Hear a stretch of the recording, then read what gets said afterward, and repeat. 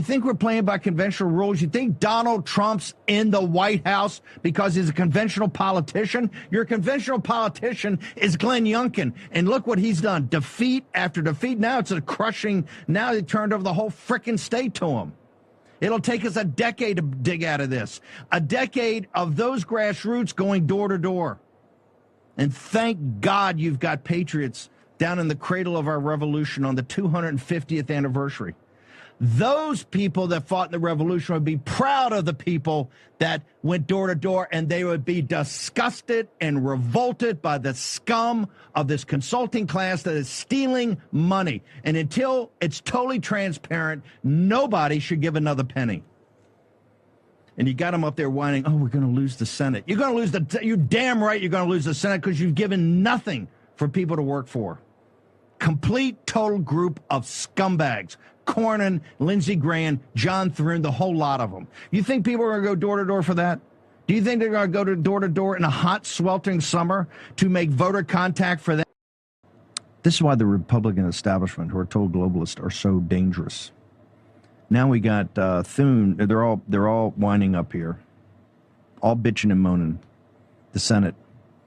That the Cook report has now put the Senate in play. I just don't think it's in play. I think it's really in play. I think it's long odds now to hold the Senate, because they recruited. Thune is you just understand, he's a creation of Mitch McConnell. He and Cornyn, that whole leadership crowd, all of them are worthless. Some are just more worthless. You know, all Republican establishment are worthless. Just some are more worthless than others. To do a riff on Animal Farm. Now they're all running around, oh my God, we're going to lose the Senate. You deserve to lose the Senate. You haven't done anything. Everything you've done is performative. Maybe it's inevitable that you get, once the patriarchy has been overthrown, as it has been, yes, you get a president like this, who's emotional, all about himself, is perpetually the victim. Remember they used to say the president's most valuable commodity was his time. Yeah.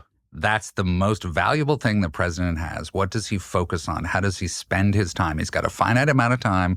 What does he focus on? And with Trump, you're like, oh, he's focusing on the iTunes background music for his thing. He's focusing on the, new Arc de Triomphe to Trump that he's putting up at the end of Memorial Bridge. He's focusing on the ballroom. It's like, are you serious? Get real and get serious about your responsibilities. And no one ever says anything about that. And in fact, these days I find this is a new phenomenon I've never encountered. You attack Trump on the basis of substantive policy decisions that he's made, betrayals that are obvious and quantifiable, and you will get people in your face saying, how dare you attack the president? Are you serious? That guy works for me. That guy works for you. Yeah, listen up, bitch. Yeah. Yeah, no, I'm sorry. No, your opinion matters. My opinion matters. Every American's opinion matters. We should be heard. We should be respected. What was the breaking point for you as someone who had a Trump bumper sticker, wrote his speeches, voted for him 3 times, wore the Trump T-shirt, wore the MAGA hat in Northwest D.C.? Initially, it was the attack on Iran initially last year, when I guess we successfully eradicated all of their nuclear capability. Were you aware? Because it was still on. I'd heard that. It may still be on the White House website, because it was on there even when we engaged in this latest war with Iran, this unnecessary, what will be probably a forever war that has killed Americans and is going to degrade us as a country significantly, already has. It was that, and then he attacked Iran. Then Charlie, I guess there are many other things in between, but once Charlie Kirk was murdered, I feel like he failed on a tonal level. I don't feel that he displayed enough real sympathy or focus on finding Charlie Kirk's death. I mean, killers, forgive me, on solving the crime, on using the entire apparatus of the U.S. government to solve this crime in a way that would allay people's fears of a conspiracy or other things going on. Donald Trump should have gotten up and given a press conference and said, we are going to find out who's responsible for this. It doesn't matter what the end results show. We have a responsibility as a public figure who was publicly assassinated, and we're not going to tolerate this. And whoever's responsible for it is going to be brought to justice. And he totally failed to do that. I think he failed to articulate that. I mean, you and I and everyone else who supported him, you wrote speeches for him, I campaigned for him. I mean, we're implicated in this for sure. Yes. It's not enough to say, well, I changed my mind, or like, oh, this is bad, I'm out. It's like in very small ways, but in real ways, you and me and millions of people like us are the reason this is happening right now. Yes. So I do think it's like a moment to wrestle with our own consciences. We'll be tormented by it for a long time. I will be. And I want to say I'm sorry for misleading people. It was not intentional. That's all I'll say. So what is it that you regret? Federal courts are being staffed by people who actually care about the Constitution as opposed to people who do not. Is that the thing that you regret, if you regret having voted for President Trump? Well, maybe the thing that you regret is you don't like his foreign policy. Maybe what you regret is that you always thought that Trump was an isolationist, despite all of the evidence to the contrary in his first term. Maybe what you really thought is that he was some sort of restrainer who's interested in rebalancing global power away from the United States and toward Russia and China. President Trump has always been an advocate of peace through strength. He does not want any long, open-ended boots-on-the-ground wars, but he understands the extraordinary power of the American military. Taylor, you have the floor from Columbus, Ohio. Yeah, I actually think you guys are way better than anybody else in conservative media because you actually will call a spade, which is why I keep listening to you guys. But it just feels like every time I turn on the other guys, Fox News, it's just one big cheerleading gush fest. And I'll tell you, it's people like me who came out in droves in 2024 and gave Trump and the GOP a total mandate. And you hit it on the head last segment. If the Democrats were to get a mandate like that, like what we saw Trump get in 2024, yep, they would steamroll this country with the agenda. And I got to say, guys, Pam Bondi was an utter disaster. Kristi Noem, total disaster. Now we're facing a war that if this goes off the rails with Iran, I'm telling you, people in my generation do not have a stomach for this. I'm asking you guys because I think you're the best at what you do on this side of things. Who is holding the Trump administration accountable? Because we are the ones who gave him this mandate. And I'll tell you, there are millions of people like me who at this point are thinking of sitting this one out in the midterms. I want to see how this Iran thing plays out. But I think someone needs to get in Trump's ear and say, hey, we gave you this mandate. You need to start delivering on these things.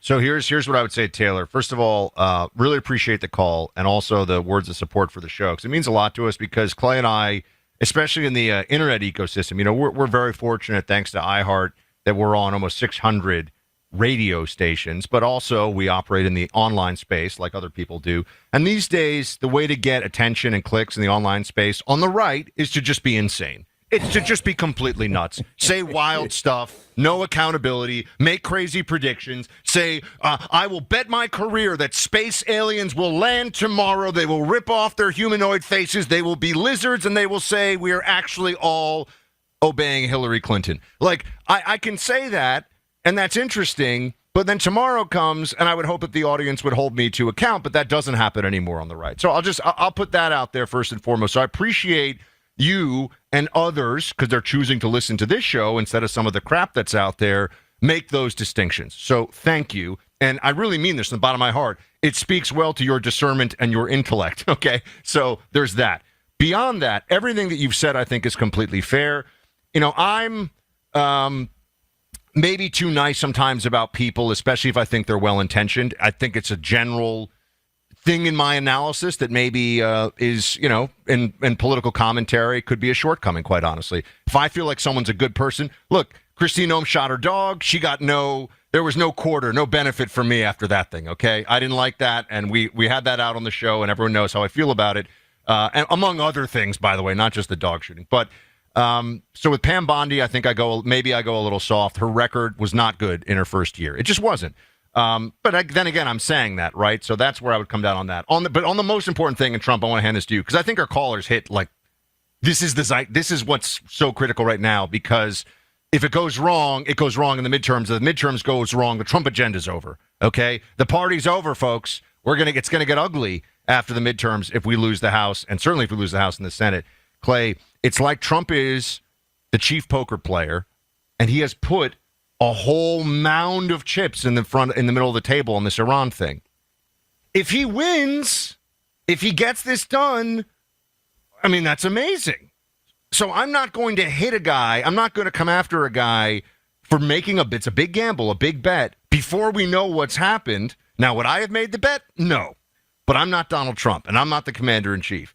Him putting all these chips on the table this way, Clay, to me, if it comes back a big win, great. If it comes back snake eyes, we will hold the administration to account as much as we can here. And, God help our country, because we're going to have some tough conversations ahead when Democrats take control, because that's what I see happening. What do you think? So I have obviously a lot of thoughts. Unfortunately, we have a big show, so we could share most of them. Look, I think Trump, if you want to criticize him, has been trying to fix too many things simultaneously. There's a lot of broken things out there. I just think Iran is a very difficult country to topple. I think the likelihood of full success is dubious. I think that the proportionality of the goods to be achieved commensurate to the damage that will be inflicted. It's very tricky to make that case. And I also think Trump is the best foreign policy president of my entire lifetime. So if anybody can do it, if anybody can pull a rabbit out of a hat, it's Trump. But I said at the time, this is the riskiest move that Trump has made in 10 years dominating presidential politics. This is the riskiest move. Because if it works out, this will be the greatest masterstroke of foreign policy since the fall of the Berlin Wall. If it doesn't work out, the ramifications are incalculable for the Trump legacy, for the Trump coalition, for America's standing in the world. Just as there was the Suez moment when the British Empire and the French definitively declined as a major world power during the Suez crisis, when they failed to beat the Egyptians on the Suez crisis, so too, this could be a Hormuz moment. This could be a moment that either pushes away China's imperial ambitions for another 10 or 20 years, masterstroke, or accelerates the rise of China. So the stakes could not possibly be higher here. Geopolitically, not just a podcaster talking about a president, not just a pundit weighing in on the conservative movement. Geopolitically, the stakes could not be higher. Here's Ben Shapiro. No one in the United States should be retiring at 65 years old. Frankly, I think retirement itself is a stupid idea unless you have some sort of health problem.